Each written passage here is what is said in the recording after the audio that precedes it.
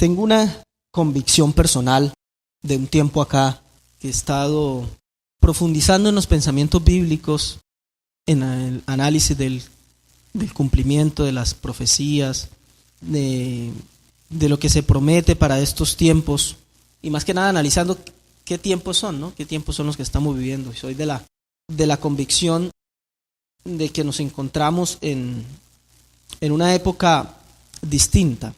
Claro, toda época es distinta de las otras, ¿no? Lo sabemos. Me refiero a la convicción en aquello que los profetas profetizaron, que la Torá venía anunciando, que tanto los profetas como los apóstoles y los sabios de las Escrituras anunciaron que se habrían de cumplir. Y es esa generación que está despertando, o bueno, está siendo llamada a despertarse para que se manifiesten los tiempos que conocemos como tiempos de cambio, de rectificación mundial, de mundo venidero y estas cosas que sabemos. Y claro, eso debe tener un sustento. Para mi creencia no puede basarse solo en mi creencia, en que pienso yo que es así y todo eso. Pero creo que estamos siendo llamados a manifestar en nuestras vidas una actitud diferente, una actitud que se sigue de un comportamiento diferente, de una práctica espiritual diferente, para que en nosotros se manifieste algo muy especial que se manifestó en la vida de Moisés, de Moshe Rabenu, y que está documentado en nuestra porción de esta semana, en la Parashá Matot, sobre la cual quiero que analicemos hoy un detalle. La Parashá se encuentra en Números, Bamidbar, capítulo 13, versículo 1, hasta el capítulo 32, versículo 42, 3 capítulos. Yo hoy quiero que meditemos nada más en una parte, si bien va a ser una lectura un poco larga para lo que tal vez estamos acostumbrados, pero solamente tiene que ver con un pequeño detalle de los que se tocan en la Parashá. En el capítulo 32, versículo 1, voy a leer bastante rápido y luego nos detenemos en lo que quiero compartir. Números 32, versículo 1, dice la escritura así: los hijos de Rubén y los hijos de Gad tenían una muy inmensa muchedumbre de ganado, y vieron la tierra de Jazer y de Galaad, y les pareció el país lugar de ganado. Vinieron pues los hijos de Gad y los hijos de Rubén, y hablaron a Moisés y al sacerdote Eleazar y a los príncipes de la congregación diciendo: Atarot, Dibón, Jazer, Nimrah, Hesbón, Eleale, Sebam, Nebo y Beón, la tierra que el Eterno hirió delante de la congregación de Israel es tierra de ganado, y tus siervos tienen ganado. Por tanto, dijeron: si hallamos gracia en tus ojos, dese esta tierra a tus siervos en heredad, y no nos hagan pasar el Jordán. Y respondió Moisés a los hijos de Gad y a los hijos de Rubén: ¿irán vuestros hermanos a la guerra y vosotros os quedaréis aquí? ¿Y por qué desanimáis a los hijos de Israel para que no pasen a la tierra que les ha dado el Eterno? Así hicieron vuestros padres cuando los envié desde Cades Barnea para que viesen la tierra. Subieron hasta el torrente de Escol, y después que vieron la tierra, desalentaron a los hijos de Israel para que no viniesen a la tierra que el Eterno les había dado. Y la ira del Eterno se encendió entonces, y juró diciendo: no verán los varones que subieron de Egipto de 20 años arriba a la tierra que prometí con juramento a Abraham, Isaac y Jacob, por cuanto no fueron perfectos en pos de mí, excepto Caleb, hijo de Jefones Eneseo, y Josué, hijo de Nun, que fueron perfectos en pos del Eterno. Y la ira del Eterno se encendió contra Israel, y los hizo andar errantes 40 años por el desierto, hasta que fue acabada toda aquella generación que había hecho mal delante del Eterno.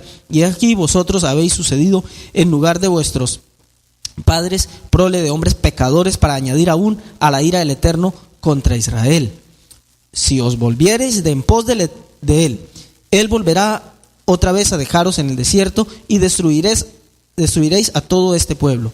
Entonces ellos vinieron a Moisés y dijeron: edificaremos aquí majadas para nuestro ganado y ciudades para nuestros niños, y nosotros nos armaremos e iremos con diligencia delante de los hijos de Israel hasta que los metamos en su lugar, y nuestros niños quedarán en ciudades fortificadas a causa de los moradores del país.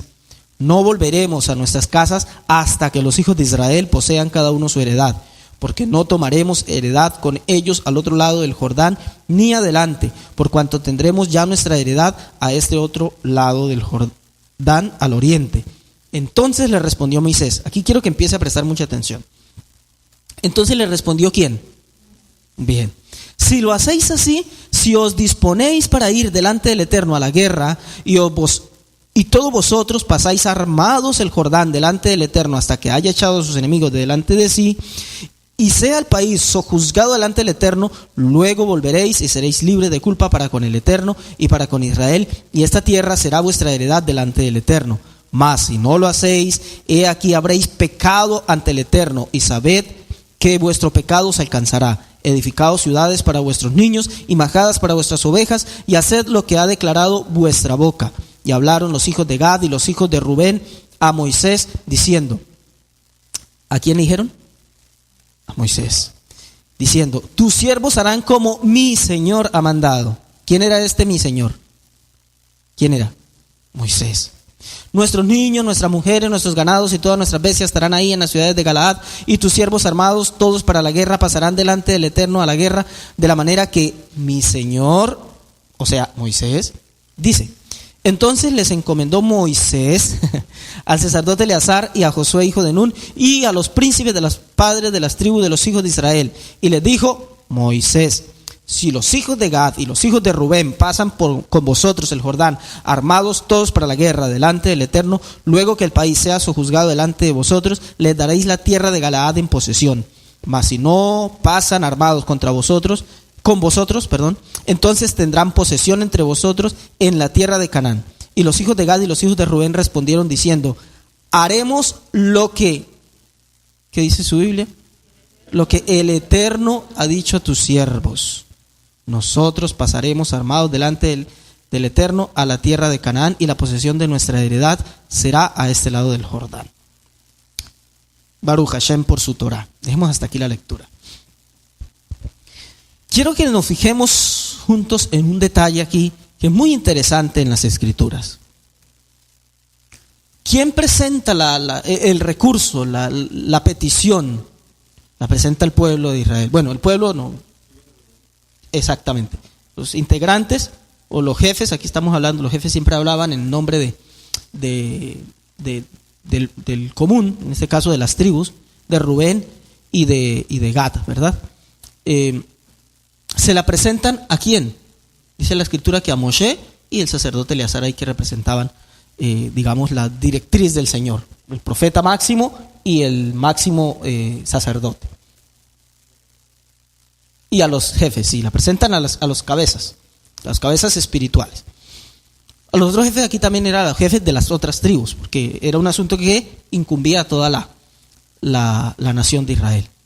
Era contar con una cantidad de censados para la guerra de estas dos tribus, que no era menor, para ir a pelear contra naciones poderosísimas. Pero está la realidad de que esta gente presenta la situación, el caso, su petición. Se la presentan a los jefes. ¿Quién habla aquí todo el tiempo? ¿Quién escucha? ¿Quién habla? ¿Quién dialoga con ellos? Todo el tiempo es Moisés. Y hay un detalle muy interesante.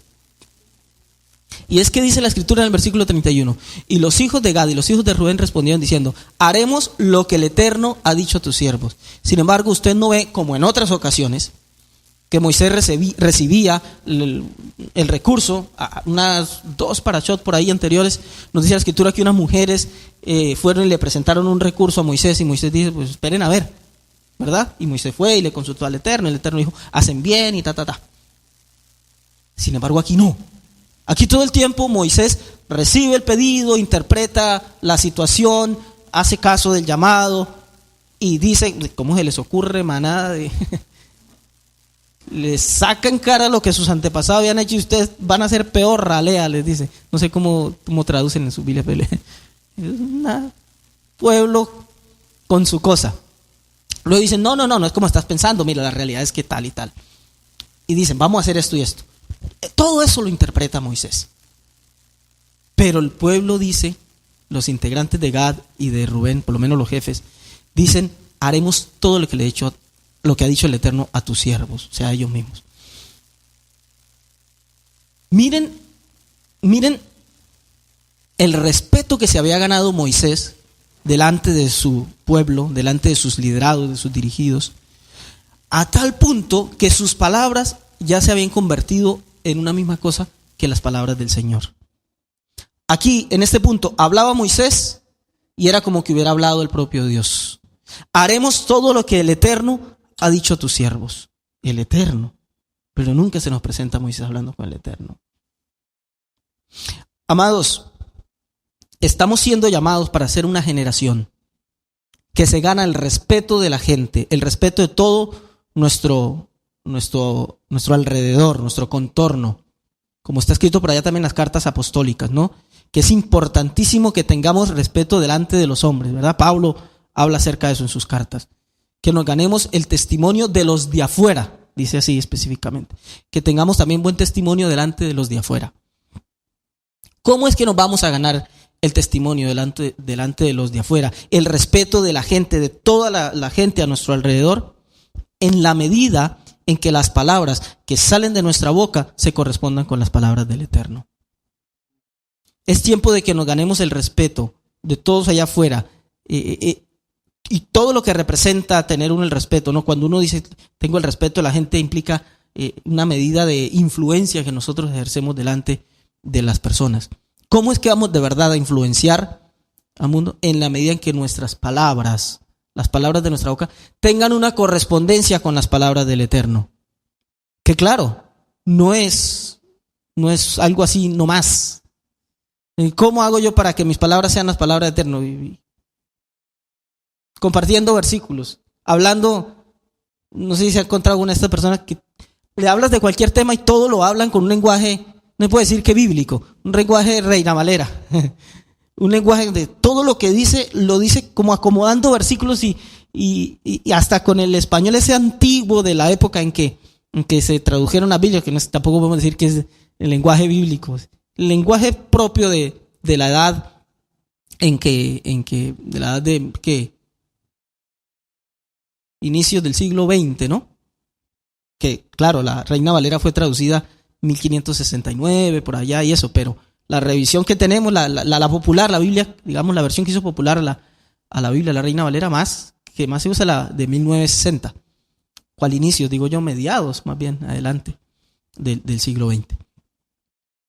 Pero se habla de ese lenguaje y pareciera que eso fuera, no, a eso no nos referimos cuando decimos que tener las palabras del Señor en la boca. Vi por ahí hace unos días un estado de alguien que decía, vivir, conforme a la palabra de Dios no es vivir poniendo versículos de estados en WhatsApp o en las redes sociales, sino de verdad vivir conforme esa palabra dice. Claro, no significa que no podamos poner, o que debamos, de hecho, es una manera de testificar, ¿no? Pero no crea que vivir de acuerdo a la palabra de Dios es andar poniendo estados versículos y citando, porque me he dado cuenta que mucha de la gente que hace esto lo hace más bien de una manera hasta combativa a veces, poniendo versículos ahí tienen relación con lo doctrinal, como tirándole pullitas a otras congregaciones que no creen igual o que no. Por supuesto que no se trata de eso. Es más, que claro, pudiera yo estar aquí como secularizando el mensaje. Pero si usted analiza todo lo que le traen a Moisés, usted no le va diciendo, así dice el Señor, acuérdense que en Éxodo decía, vamos a decir que no estaba escrita o lo que fuere, pero usted no lo ve citando alguno de los 10 mandamientos. ¿No se acuerdan que en el monte el Señor les habló y les dijo, oigan, pueblo de Israel? Él analiza todo el tiempo la situación y dice, ¿cómo les ocurre que van a hacer? O sea, van a abandonar al pueblo de ustedes, a sus hermanos con los que han estado en toda esta travesía, toda esta gran cantidad de años. Esto ya estaban para entrar a la tierra prometida. Todo esto ocurre ya, sí, al borde, días antes. Un gran salto. Claro, hace poco lo veíamos saliendo y todas las plagas que ocurrieron y el decreto que da el Señor de que esta tierra no. Pero como no había mucho que contar, porque todo lo que ocurrió desde ese tiempo, de los 2 primeros años, al punto de entrar a la tierra prometida, todo lo que pasó fue la muerte de esa generación. El Señor dijo, son rebeldes, no es que ahora ninguno va a entrar. Cuando el mal decreto que dieron sobre la tierra, ninguno va a entrar. Entonces todo ese tiempo se lo salta y ahora nos ubican aquí, dice, todo ese recorrido, ustedes se han dado cuenta de todo lo que ha estado pasando y no han aprendido. Ahora le van a dar la espalda a su pueblo. Entonces, como usted ve, él no anda ahí de fanático religioso citando versículos ni nada, pero el contenido de sus palabras, la forma en que él juzga la situación, siempre lo hace con una perspectiva bíblica, con una perspectiva de Torá. Y es ese el punto. Tenemos que enfrentarnos a un mundo que no conoce las palabras de la Torá ni su espíritu. Y no nos lo vamos a ganar, su respeto no nos lo vamos a ganar citándoles Efesios 3:25 o Deuteronomio 4:12 o cosa por el estilo, y que media cualquier cosa nos dicen y no, es que usted lo que no sabe qué dice, así dice el Señor. De eso está harto el mundo, y la verdad es que mucha diferencia no es que se haya hecho. Como dice Pablo por allá también en alguna ocasión, doy gracias a Dios que de una manera u otra, con toda convicción o por alguna conveniencia humana, doy gracias que la palabra es predicada, dice Pablo. Pero él no deja de señalar que hay un modo de hacer las cosas. De todas maneras, bueno, Baruch Hashem, y es lo que se ha hecho. Pero la hora a la que nos están llamando es a tener las palabras de nuestra boca, en las palabras de nuestra boca, una consonancia con las palabras que emanan de la boca del Señor. Es así como nos vamos a ganar el respeto de la gente. Es más, el respeto del mundo espiritual, de la realidad del espíritu, de las cosas espirituales, ponga aquí de los ángeles, de Dios, de los demonios, de todo ese mundo espiritual invisible que sabemos que hay. El respeto del mundo espiritual nos lo ganamos también en la medida que las palabras que salen de nuestra boca se correspondan con las palabras del Eterno. Usted encuentra un detalle también bastante interesante ahí en lo que acabamos de leer, que dice la Escritura: y hablaron los hijos de Gad y los hijos de Rubén a Moisés diciendo: tus siervos harán como mi Señor ha mandado. Verso 27, y tus siervos armados todos para la guerra pasarán delante del Eterno a la guerra, de la manera que mi Señor dice. Este mi Señor que usted va y busca en la Escritura, ahí encuentra un nombre, una palabra con la que llaman a Moisés, que es un nombre que se usa para llamarlo al Eterno, a la divinidad. Adoní, Adón, lo mismo. Era tal el respeto que se había ganado en el mundo espiritual que esta gente estaba segura de pasar a la guerra únicamente por las palabras de Moisés. Vamos a ir y vamos a pelear. Miren la seguridad con la que habla. Y no volveremos aquí a las ciudades que vamos a armar y a los corrales que vamos a armar para el ganado y a volver a nuestros niños y todo, hasta que vayamos y ganemos y peleemos la guerra y exterminemos a todo lo que nos vamos a encontrar. La seguridad con la que iba era porque había un hombre que les estaba hablando. Dice: como mi Señor ha mandado, como mi Señor ha dicho. Aquí mi Señor nunca, no piense que ahí, está diciendo el Señor es el Eterno. No. Todo el tiempo es Moshe. Todo el tiempo es Moshe. Se habían ganado el respeto, Moshe se había ganado el respeto hasta de los mundos espirituales por las palabras de su boca, por la manera en que hablaba.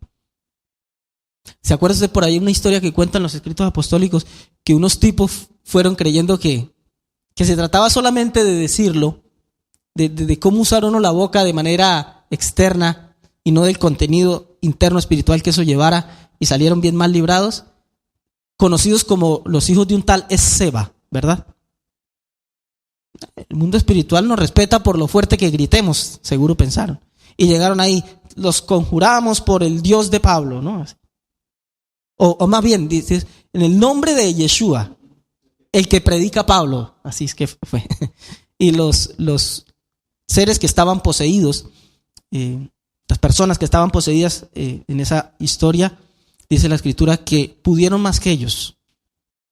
Es obvio, el mundo espiritual puede más que el mundo natural. ¿Yo cómo venzo en el mundo espiritual? Simplemente cuando entro en la onda, cuando entro en la atmósfera del espíritu, y desde ahí, desde mi espíritu, enfrento la situación. Pero ellos la estaban enfrentando desde las palabras huecas y vacías. Y los seres espirituales les dicen: nosotros conocemos perfectamente a Yeshua. También sabemos quién es Pablo. O sea, Pablo sí se había ganado un respeto en el mundo espiritual. Pero ustedes, ¿quiénes son? Y los mandaron maltrechos. Sí, ¿verdad? Fueron golpeados, arañados. Le fue mal a los siervos. No se habían ganado el respeto ni de los hombres, y mucho menos del mundo espiritual. El punto es nosotros. Los hijos de Seba ya tuvieron su lugar. Nosotros, ¿cómo andamos ahí? ¿Cómo es que nos andamos ganando el respeto de nuestra realidad diaria y cotidiana? ¿Qué tanto respeto muestra nuestra presencia en la vida, en las cosas que enfrentamos, en los problemas, en las circunstancias, en las situaciones, con quienes hablamos, con el mundo espiritual que parece jugarnos todo el tiempo en contra? ¿Cómo andamos ahí? ¿Dónde están las palabras de la Torá? En Moshe, las palabras de la Torá vivían en su boca. Lo que él hablaba era como que era el Señor el que hablaba. En Pablo, las palabras del Señor andaban en su boca. ¿Dónde estamos nosotros? ¿Dónde viven las palabras? ¿Dónde está la palabra? ¿Cómo fue que le puse nombre a esto? Así. ¿Dónde están sus palabras? Es el título de este pensamiento bíblico. ¿Dónde están sus palabras? En ti, en lo que respecta a ti, en tu realidad diaria, ¿dónde están sus palabras? Bueno, en la Biblia que tengo allá en la biblioteca. Un poquito cubiertas de polvo, que hace rato que no la abro. ¿Dónde están sus palabras? La diferencia no la va a hacer el mejor comentario bíblico, ni la Biblia más grande, ni la versión más, gente que pregunta, ¿no? Mano, ¿cuál será la mejor versión de la Biblia? La que sea, siempre y cuando la leas y la estudies y la interiorices. Estoy hablando de versión de verdad, no la que yo me voy a inventar mañana, obvio. Eso no sería una versión, ni traducción, ni nada. Eso, si no sería una versión, sin una versión más bien. Pero ni siquiera que me le compre supóngase que mañana se encuentran el rollo original como salió de la mano de Moisés y que lo subastan y usted se gana la lotería y lo puede comprar. Nada va a hacer la diferencia si solo se queda en un rollo, o en una tabla de piedra, o en un libro de la Biblia, o en lo que sea. ¿Dónde están esas palabras? ¿Dónde están? ¿Cuál es la intención de Dios con esas palabras? A Jeremías, un jovencito dubitativo, un jovencito nacido bajo la cosmovisión bíblica y demás, pero que nació en unas circunstancias difíciles. Ustedes sabrán las circunstancias de la vida del profeta Jeremías, la realidad de un pueblo que ya había sido cautivo, que la estaba pasando bastante mal y demás. Pero ¿qué hace la diferencia en Jeremías? Bueno, Jeremías recibe un llamado y le dice el Señor en Jeremías 1, antes que naciera yo te santifiqué, desde el vientre de tu madre te aparté con un propósito. ¿Cuál era? El que fueras un instrumento mío, el que fueras mi boca en la tierra para comunicar mis palabras. Y Jeremías dice, no hombre, yo soy un jovencito, yo soy un niño, no sé hablar. ¿Qué es lo que yo voy a transmitir? Él decía, claro, él decía la verdad, él estaba sincerándose. Yo pude haber nacido en una realidad de la realidad bíblica, pues, en el contexto de la Torá, pero eso en lo personal yo no lo he desarrollado. Y el Señor le dice, Jeremías 1, versículo 9. Todo esto ocurre en visión, por supuesto. Le dice, y extendió el Eterno su mano, dice Jeremías, y tocó mi boca. Y dice la Escritura, y me dijo el Eterno, he aquí he puesto mis palabras en tu boca. Mira que te he puesto en este día sobre naciones y sobre reinos, para arrancar y para destruir, para arruinar y para derribar, para edificar y para plantar. ¿Qué hizo el cambio en la vida de Jeremías? Cuando el Eterno, dice la Biblia, tocó su boca. Dice, extendió su mano y tocó mi boca. Y me dijo, he puesto mis palabras en tu boca. El inmenso poder de las palabras. Y claro, nos sabemos versículos que el poder de la vida y de la muerte están en la lengua, ¿verdad? Que por tu palabra, por ejemplo, por tu palabra serás justificado, por tus palabras serás condenado. Y sabemos un montón de versículos al respecto. Pero no hace mucha diferencia en nuestras vidas. Y aquí se vuelve a meter con el tema de la autoridad que generan las palabras de nuestra boca. ¿Cómo hablamos? Donde dice, después de que dice, puse mis palabras en tu boca, le dice, te he puesto en este día sobre naciones y sobre reinos.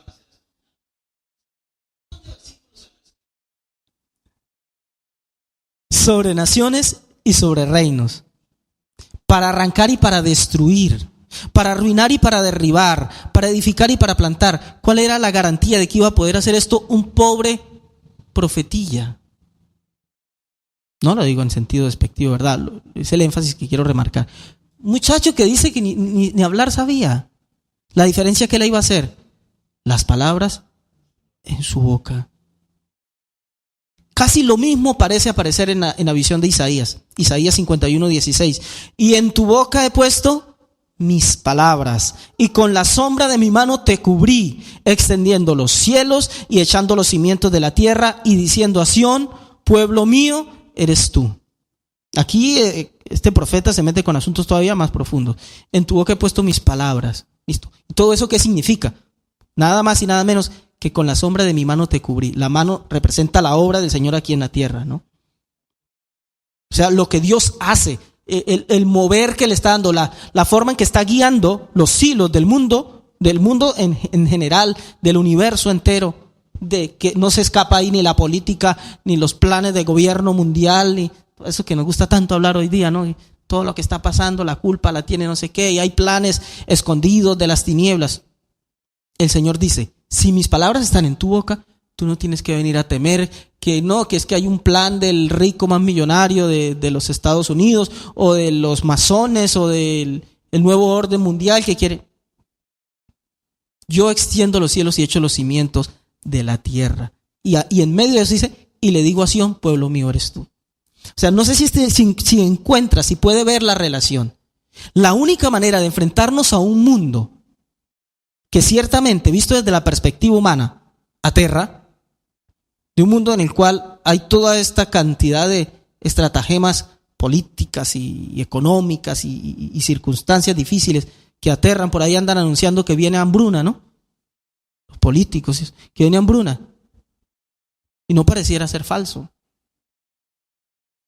Puede que la comida se siga perdiendo, pero en un país en un país no, sino en un mundo donde las economías casi globales están siendo afectadas, la comida se pierde, pero está en manos de algunos cuantos que necesitan ver dinero. Entonces, es lógico que esto pueda venir. Y claro, visto desde una realidad en la que las palabras del Señor no hacen parte de nuestra forma de hablar, y claro, si nos ponemos a hablar así, tienes toda la razón. Pero la relación que hace aquí es, yo he puesto en ti mis palabras. Y eso significa que cuando tú aprendas a hablar conforme la palabra, te darás cuenta de una realidad. Mi mano es la que hace eso. Mi mano extiende en los cielos y echa los cimientos de la tierra. Es decir, la base para que este mundo no se desmorone está sustentada por una palabra, pero que esa palabra tiene que hallar asidero en ti. ¿Dónde están sus palabras con respecto a mí? ¿Sí? Está escrito que algún día el conocimiento de su palabra cubrirá la tierra como las aguas cubren la mar, ¿verdad? Pero mientras ese día llegue, los sabios explican, si dice en ese día, significa que es en ese día, ahora no.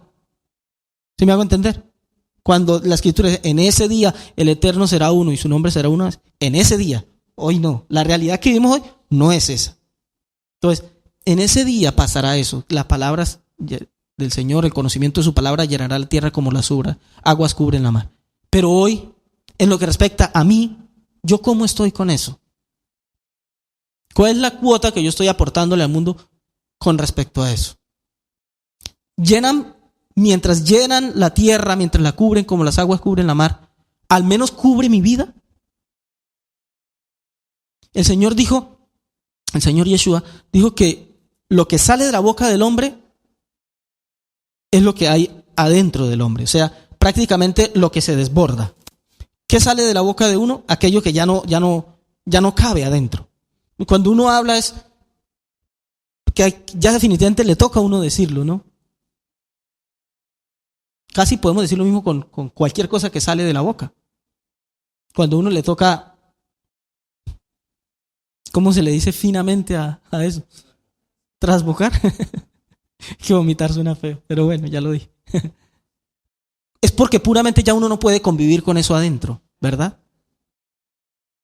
Cuando el Señor por allá en Apocalipsis dice, por cuanto eres tibio, te vomitaré de mi boca. O sea, el punto que está transmitiendo ahí es, ya no te soporto adentro, ya hay que sacarlo eso. Entonces, cuando lo que sale de nosotros es porque puramente ya nos llenó por dentro. Desborda. El desborde se da por la boca. Ahora, ¿es así con respecto a nosotros y sus palabras? No se trata de repetir, por supuesto, pero al menos veámoslo desde el punto de vista externo. ¿Cómo hablamos? ¿Cómo hablamos con cualquiera cosa que pasa? A la gente cree que venir a este mundo del judaísmo, de las raíces hebreas, o como lo quiera llamar, de lo que andamos, es volverse más fanático, es volverse más religioso, o otra forma de religión. Si usted piensa eso, perdió el año, hermano. Entonces, ¿por qué? Porque aquí dicen algo y uno dice, Baruch Hashem, uy, este man sí se volvió fanático. Y fastidia. Si mire, si somos de los que todo Baruch Hashem, solo por eso fastidia. Y que si se murió alguien, pues claro, Baruch Dayan Haemed. Cuando algo es negativo, se dice Baruch Dayan Haemed.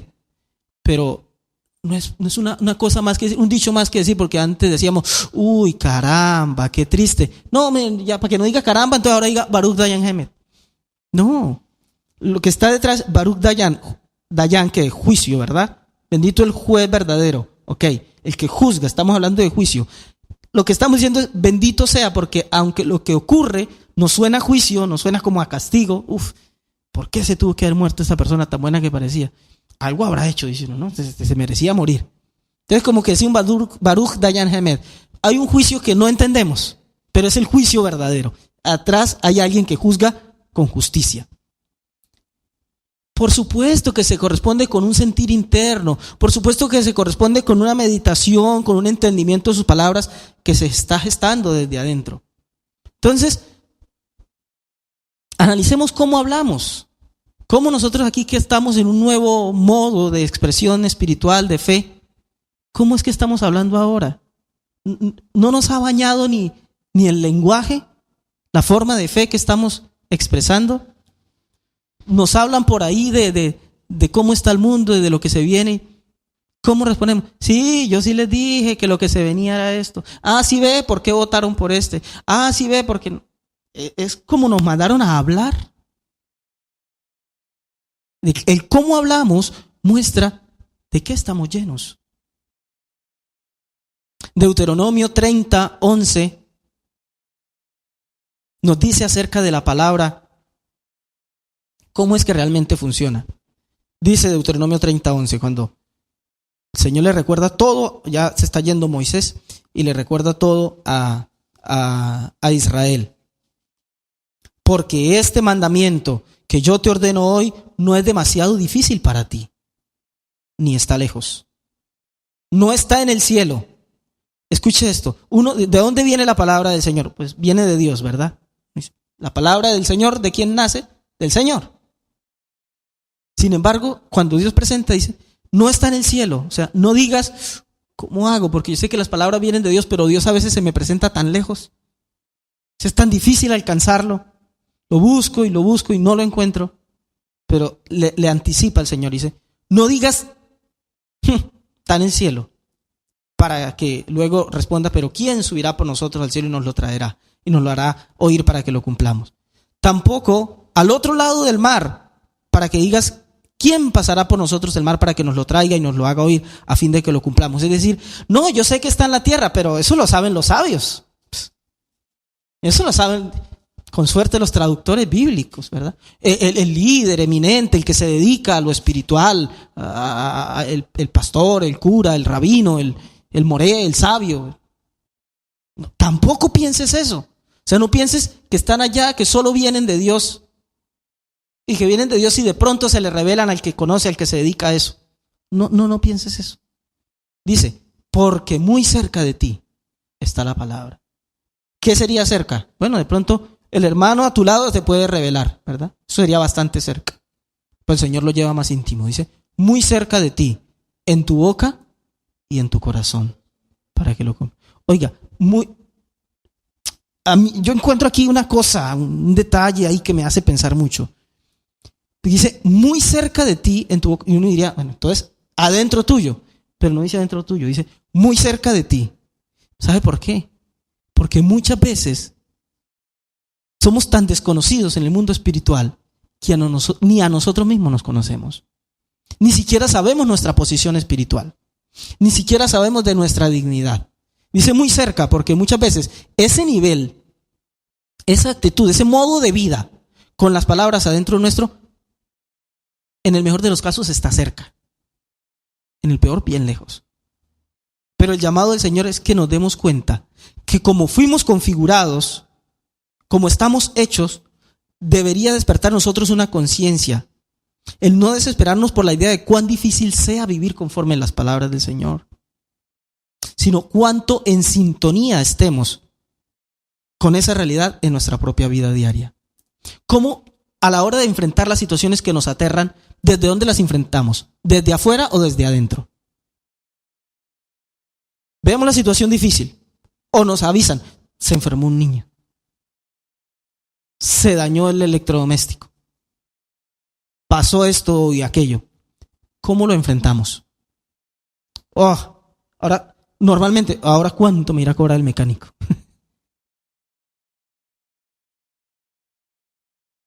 ¿Cuál será la clínica más cercana? ¿A qué amigo llamo a que me recomiende la mejor inyección, la mejor pastilla, lo mejor lo que sea?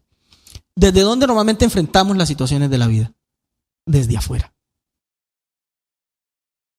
Claro, el indicador es: no busques afuera, no busques lejos, no pienses que está allá.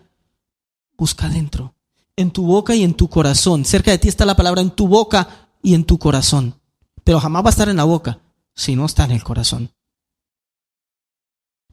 El corazón es el interior, ¿verdad? El centro del hombre, el centro de la emoción del hombre. ¿Qué deberíamos hacer?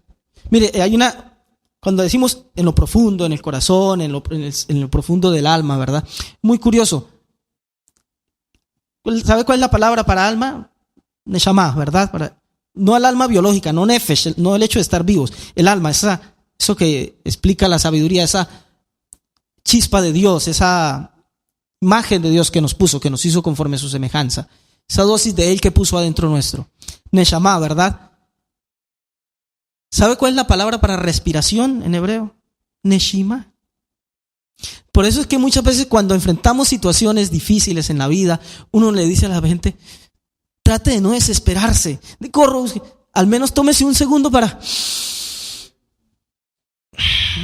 respire profundo. Tómese unos segundos, 2, 3 segundos. Mire, muchas veces ese pequeño detalle hace la diferencia. Cuando uno está emocionado negativamente, cuando le dicen algo y lo hacen a uno enojar, ¿cuál es el consejo que le dan a uno? Como hay un dicho en las empresas, un dicho de la seguridad industrial que dice, pare, piense y actúe. O sea, el pare es para que antes de tomar una decisión, usted se tome la libertad, se dé el privilegio de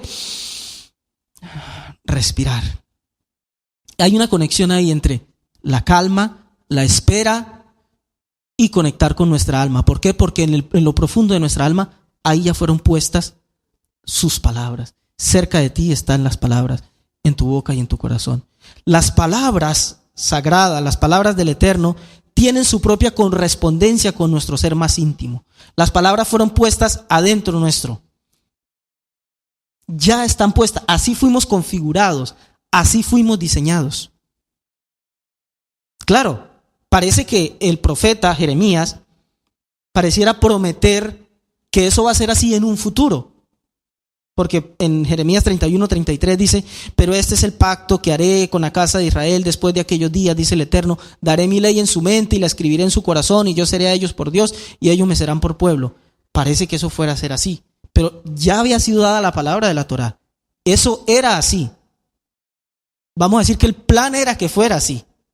Pero lo que viene a prometer Jeremías es un día, una época, la manifestación de un tiempo, que yo digo, es este que estamos viviendo, en el que el mundo entero nos hablaría de esa realidad, en la que el mundo, todo lo que ocurriera a nuestro alrededor, la realidad misma, nos hiciera casi a la fuerza darnos cuenta de que las palabras, por supuesto, cargadas de intención, cargadas de espíritu, son las que regirían y cambiarían la realidad.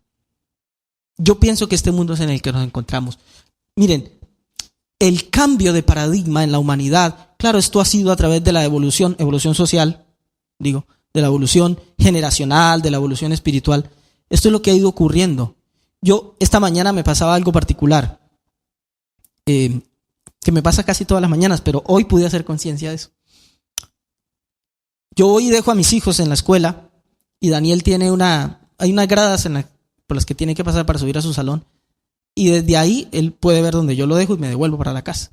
Y siempre yo me despido y todo, pero él va y se para en las graditas ahí y él se queda viéndome. Él sabe que yo ya sé que él lo hace, y bajo el vidrio y me hace el último chao, papi, y le digo el último te amo, hijo.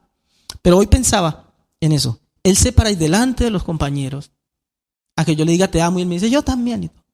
Pero me acordaba en unas generaciones atrás, en la mía, por ejemplo. Yo no crecí en una cultura donde fuera tan normal que un par de hombres se digan te amo, aunque fuera el papá. Si en mi época mi papá me iba a llevar a la escuela y me decía te amo, a mí me iba a dar vergüenza con mis compañeros. Y ni hablar de la generación de él o de las anteriores. Pero llegamos a un mundo ya evolucionado, claro, a punta de dolores, a punto de palo que hemos llevado en esta vida, en que nos hemos dado cuenta de la importancia de las palabras. Insisto, palabras con significado. O sea, ¿por qué mi hijo valora esas palabras? Porque sabe que no las estoy diciendo por decir, chao, sí, te amo. Porque hay una intención. Y nuestro mundo ha ido evolucionando al punto de que hoy ya nos es medianamente normal. Mire, mi papá hoy me dice te amo ya. Y lo que costó evolucionar a eso. Ya de adulto yo escuché por primera vez, claro, él me demostraba que me quería y todo, pero en un principio la demostración de que un papá quiere a un hijo era ser responsable, una caricita, pero costaba que llegáramos a decir te amo. Eso no sonaba tan bien, no sonaba tan normal. Había una cierta incomodidad ahí social con ese tipo de cosas. Ya hoy no. El mundo a nuestro alrededor nos está obligando a darnos cuenta de que las palabras lo vinieron a cambiar todo. De que estamos en un punto en donde hay un peso espiritual adentro. El asunto es cómo las estamos usando nosotros. ¿Cómo las estamos usando nosotros? No nos podemos olvidar del modelo. El modelo no cambia. Deuteronomio 6:6 nos muestra el modelo. Estas palabras que yo te mando hoy estarán ¿dónde? Estarán sobre tu corazón y las repetirás a tus hijos.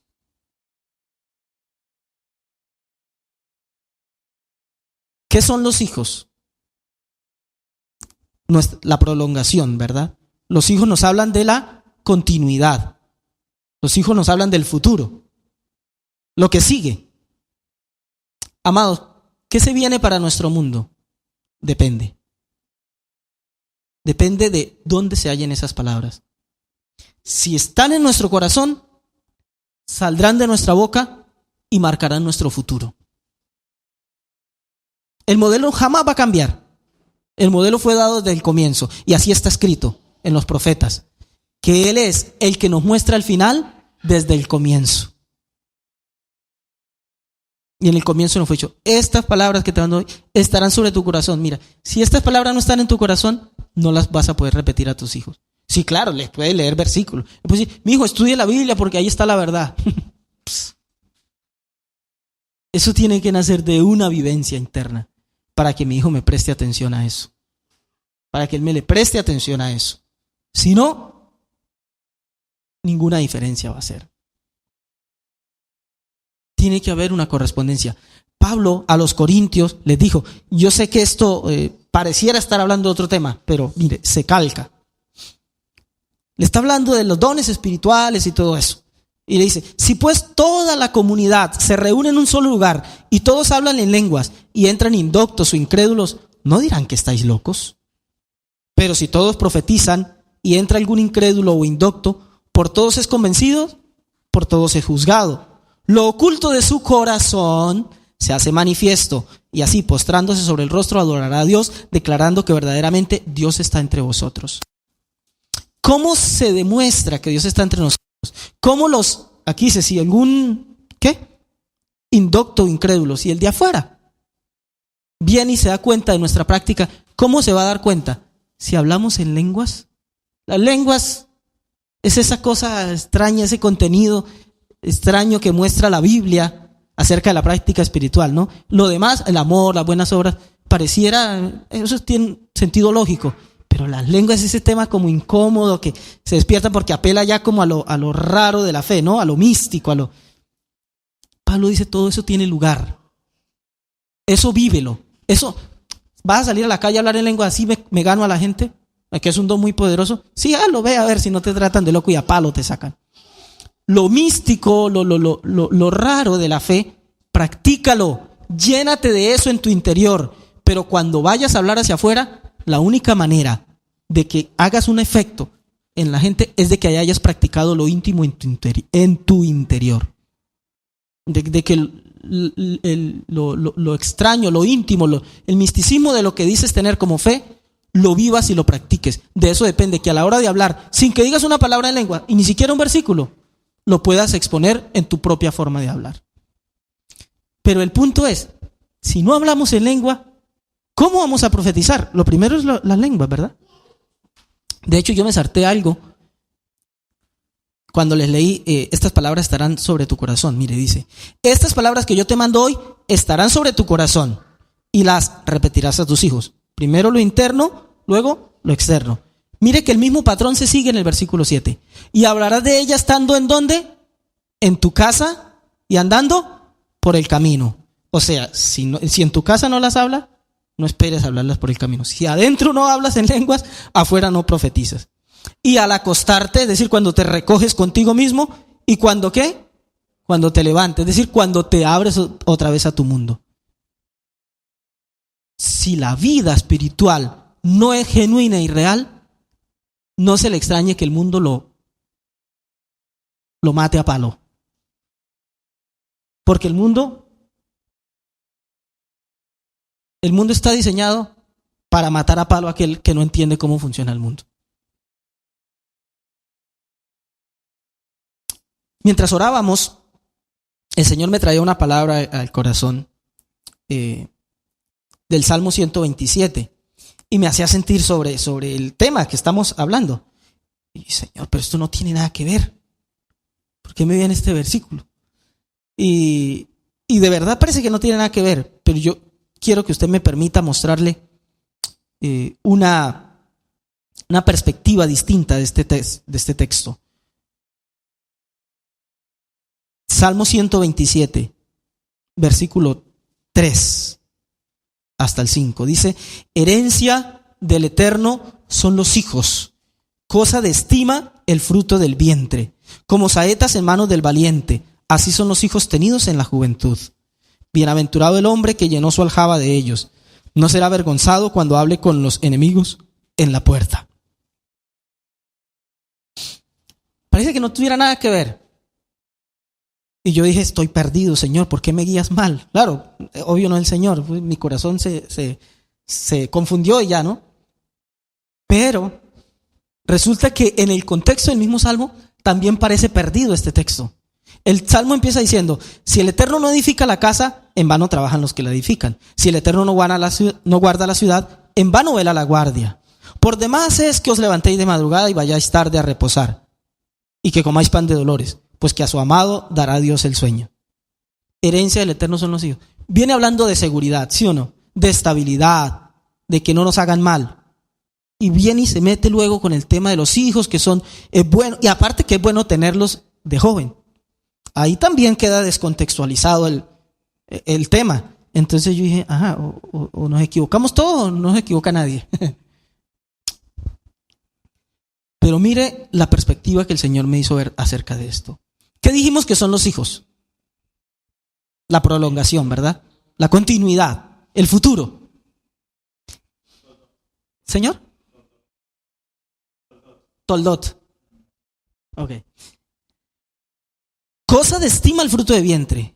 Como saetas en manos del valiente, así son los hijos tenidos en la juventud. Bienaventurado es el hombre que llena su aljaba de ellos.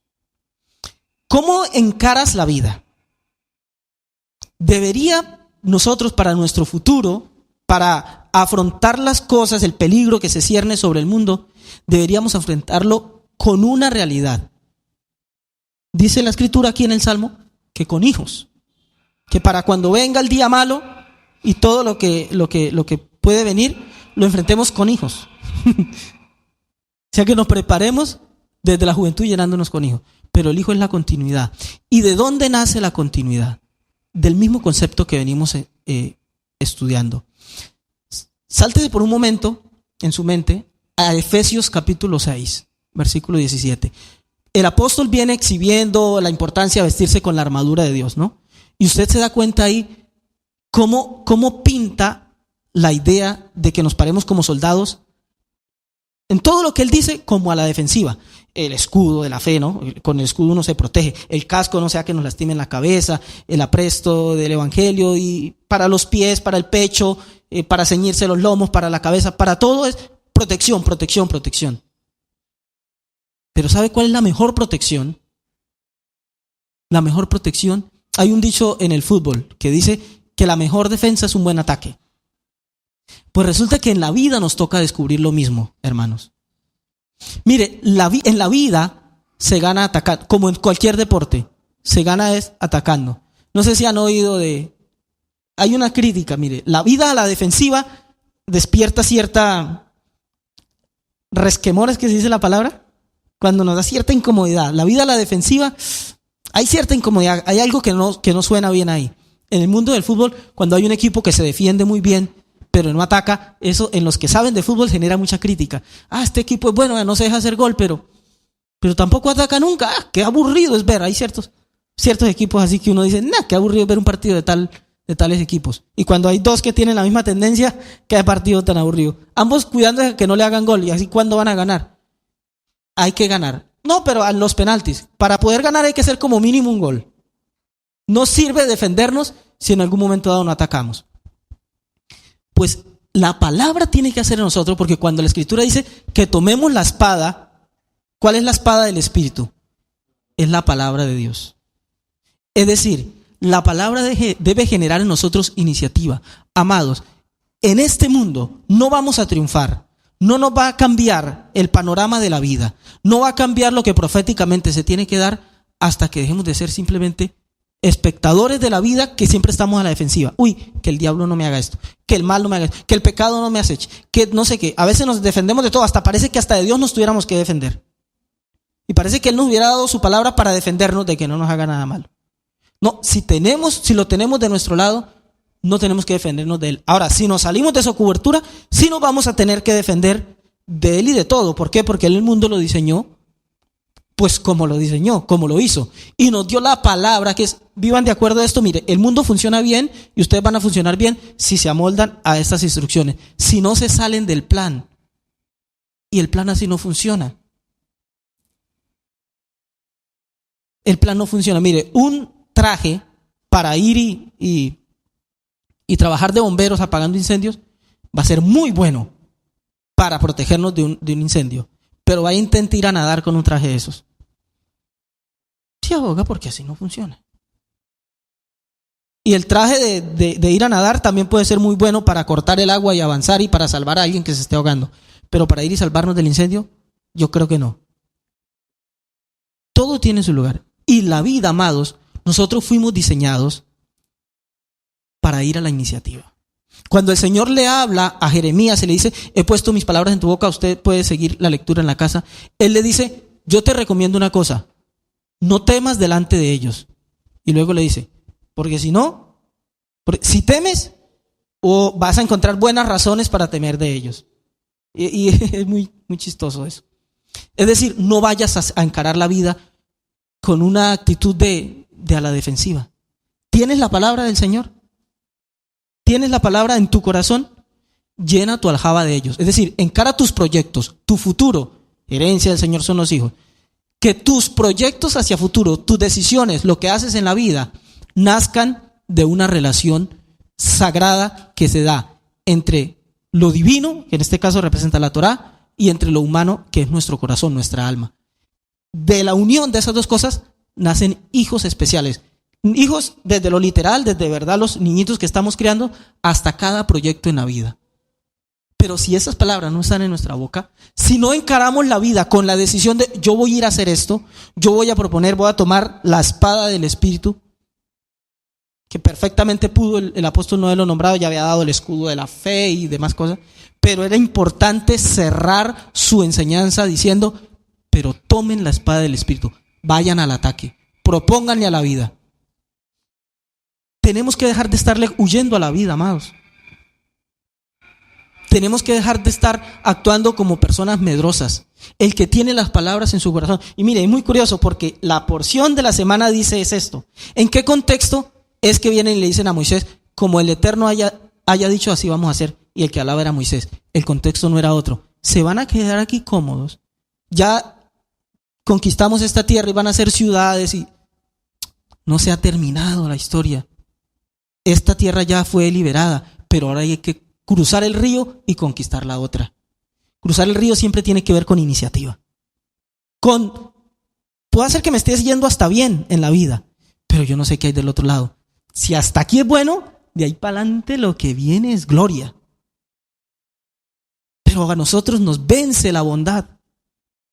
A veces la buena mano de Dios nos termina haciendo daño. ¿Ha oído hablar del concepto de que tal proyecto murió de éxito? Cuando muchas veces una persona monta un buen negocio, una idea de negocio buena, y le va bien desde el principio, muere de éxito. ¿Por qué? Porque se echan los laureles, como decimos, a disfrutar de las mieles, del progreso del negocio, y se acaba. No nos podemos dormir a disfrutar. Tenemos que ser de esos que dicen, oiga, si hasta aquí nos ayudó el Señor, ¿cómo no nos ayudará en adelante? Solo quien actúa movido por las palabras del Señor, que no solamente las hace anidar en su corazón, pero que las exhibe en su forma de hablar, es uno que tiene la espada del Espíritu siempre aferrada a su mano. Y dice, con esto yo voy y encaro lo que sea. Si no, ya sabemos que del otro lado, del lado del que no toma la iniciativa, sino del que se defiende, siempre va a estar asustado. Siempre va a estar miedoso. Y ya lo dice el Salmo. Si el Eterno no edifica la casa, en vano trabajan los que la edifican. Si el Eterno no guarda la ciudad, en vano era la guardia. Aquí podemos hacer y deshacer de muchas maneras. Intentar todo tipo de negocio y todo. Pero el futuro nuestro depende de cuánto llenemos nuestra aljaba de ellos. ¿De qué? De los hijos, dijimos. De los proyectos. De todo lo que hagamos. Que todo lo que hagamos sea el resultado de una palabra que hay en nosotros y que somos capaces de ir y engendrar cada óvulo de la vida, cada óvulo que nos presenta la vida. Problema, desafío, hambre que están diciendo que va a venir, o hambruna, crisis o lo que sea, de ir y engendrarlo con una semillita. La Torá es comparada con semillas, sí, será en hebreo. La Torá lo hace, menos mal que no soy yo, si no sería tenido por loco. La idea que lleva es del esperma. O sea, la palabra es eso, que si vamos, mire, cualquier cosa de la vida puede volverse fértil, porque el poder está en la palabra. Cuando el Señor tomó el ejemplo de la parábola del sembrador, dice que la semilla es la palabra de Dios. El punto es, ¿qué tipo de tierra somos nosotros? Debemos ser materia disponible, que nuestro corazón sea siempre tierra abierta a la palabra. Claro, si no empezamos como decía no fue el sábado, yo prediqué el sábado, ¿cierto? No, cuando fue, les decía, si eso lo decimos y nos sabemos esos versículos, pero en nuestro interior, en el corazón todavía no anida la palabra, pues esto es tenido por locura. Esto es, el hermano se me está volviendo fanático. Pero únicamente aquel que hace asentar esas palabras en su corazón puede ver un cambio en su vida. La tarea vendría siendo hacerlas que aniden en nuestro corazón. El Hafetz Haim, y cierro con esto, comentando ese versículo, para no citarles mal, quiero leérselo directamente de la fuente. Citando ese versículo de Deuteronomio 6, versículo 11 y versículo 6, que dice, y estas palabras estarán sobre tu corazón. Es muy, digamos, chistoso, ¿verdad? Porque empieza con el Salmo 19 y termina en Deuteronomio 6:6. Mire, Deuteronomio 6:6 dice, estas palabras estarán sobre tu corazón. Mire lo que dice. Está escrito en el Salmo 19:10, el temor de Dios es puro, ¿verdad? Dice, de la misma manera que el agua permite que una persona ritualmente impura emerja de su impureza, las palabras de la Torá elevan al hombre de la impureza a la pureza, como está escrito. El temor a Dios es puro, Salmo 19:10, significando que posee el poder de purificar. Por lo tanto, así como las aguas del baño ritual de inmersión lavan la impureza de la persona, incluso cuando esa impureza ha penetrado todo su cuerpo, la Torá limpia al hombre de la impureza de sus transgresiones, incluso cuando la impureza se ha extendido de pies a cabeza. Así como una persona no puede obtener el estado de pureza hasta que su cuerpo esté totalmente sumergido, aquí está la clave. ¿Qué hace que una tevilá, que la mikve sea válida? Que todo sea cubierto, ¿verdad? Por eso la costumbre es hacerla desnudo, cuando es en privado, obvio. Porque tiene que ser cubierto todo. Todo debe quedar sumergido, ni un pelito puede quedar por fuera. Entonces, así como su cuerpo debe estar totalmente sumergido en el agua del baño ritual y nada se interponga entre su cuerpo y el agua, entonces termina concluyendo, asimismo, las palabras de la Torá deben estar sobre tu corazón.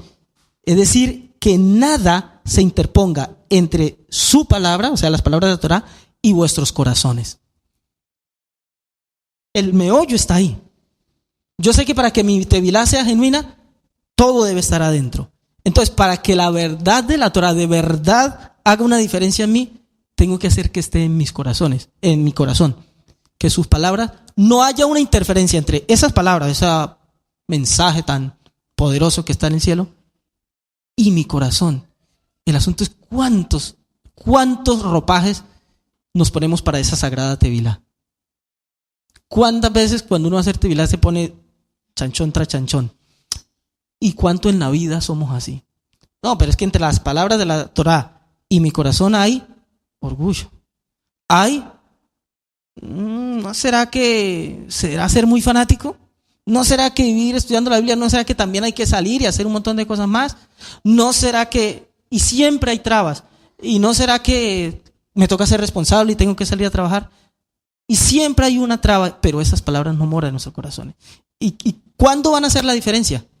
Cuando moren, cuando las sienta. Y si no empezamos como mínimo, prestando atención, ¿cuándo será que se va a acercar la vida a decirnos, tal cual como diga el Eterno, así es? ¿Cuándo vamos a vivir como si lo que decimos saliera del Señor? Cuando eso que dijo el Señor more adentro nuestro. Amados, que la fuerza espiritual de esta porción nos ayude a quitar todo prejuicio, nos ayude a quitar todo impedimento, todo estorbo, todo ropaje con el que estamos cubriendo nuestro corazón, que podamos desnudar nuestras almas completamente y que esas palabras que parecen estar en el cielo o al otro lado del mar o en los libros o en las bocas de los sabios y los predicadores empiecen de una vez por todas a morar en nuestro corazón. Solamente de eso va a depender que nuestros hijos, o sea, nuestros proyectos, la prolongación de nuestros días, tenga una diferencia significativa y que sobre nuestro mundo venga el día que tanto anhelamos y buscamos y pedimos. Amén. Padre que estás en los cielos, Señor, gracias por tu Torá. Gracias, Señor, por tu palabra, palabra buena, palabra llena, Señor, de verdad y de poder, palabra del Espíritu. Estamos aquí, Señor, seres humanos frágiles. Estamos hechos de carne, Señor. La debilidad nos define. La debilidad exhibe lo que somos, Señor. Pero está escrito en tu palabra que tú nos has dado de tu propio aliento de vida, Señor. Que soplaste aliento en nuestra nariz, de que nos hiciste seres vivos. Que pusiste tus palabras en nuestra boca, Señor. Que cerca nuestro está la palabra en nuestra boca y en nuestro corazón. Hoy yo, Señor, te pido que me ayudes a quitar todo ropaje, todo impedimento, toda barrera, toda separación que he puesto entre tus palabras y mi corazón, Señor. Hoy quiero abrir completamente de par en par mi corazón. Y si es necesario, Señor, hoy te pido que circuncides el prepucio de mi corazón. Si aún ahí hay capas que recubren mi corazón, capas de piedra que me han hecho duro, soberbio, engreído, orgulloso, hoy te ruego, Señor, rompe todo eso con el Espíritu. Rompe todas esas capas, de modo que mi corazón quede abierto, de carne, blando, susceptible, totalmente vulnerable a tu obrar, Señor. Hoy yo quiero que tus palabras aniden en mi corazón, puedan encontrar un lugar en el cual reposar, Señor, para que mi vida a partir de hoy cambie, para que lo que hago cambie, que ya no encare cada situación en mi vida viendo cómo lo puedo solucionar externamente, viendo a quién echarle la culpa, viendo cómo criticar, viendo cómo señalar, sino que lo encare con las palabras de tu Torá, que lo encare con las palabras de tu sabiduría que has extendido y derramado desde el cielo, pero que también las pusiste adentro de mi corazón. Yo quiero responder a ella, Señor. Yo quiero que me hagas vivir, que me hagas vibrar en la vida, vivir con ánimo, vivir con la emoción propia de aquel que tiene tus palabras, que no ande buscando cómo defenderme de la crisis, de la inflación, de la pobreza, del hambre, de la situación difícil, del político, del enemigo, del ladrón. Ya no quiero vivir huyendo ni defendiéndome. Quiero vivir en esta vida proponiendo, yendo a cambiar la realidad, Señor, con la espada del Espíritu, que va y ataca las tinieblas y no procura defenderse de las tinieblas, procura ir a atacarlas con la luz de tu palabra. Quiero ir y modificar mi realidad, Señor, y que donde haya oscuridad llegue y con tus palabras alumbre, Señor, y que donde haya hambre llegue y con tus palabras haga abundar el bienestar, la abundancia, la provisión, que donde llegue y haya dificultad pueda, Señor, con tus palabras hacer aparecer la respuesta y la provisión tuya, Señor. Ayúdame para que esta verdad pueda ser transmitida a mi mundo, pueda ganarnos, cada uno de nosotros, Señor, podamos ganarnos el respeto de los demás y del mundo espiritual y de nuestros propios hijos, y entender que todo va a ser cambiado por tus palabras en la medida que estén en nosotros y se convierta también en nuestras palabras, Señor. Te doy gracias por la palabra eterna que nos has dado y por la palabra hecha carne que nos recordó siempre esta verdad. En nombre de Yeshua, Señor. Gracias. Amén.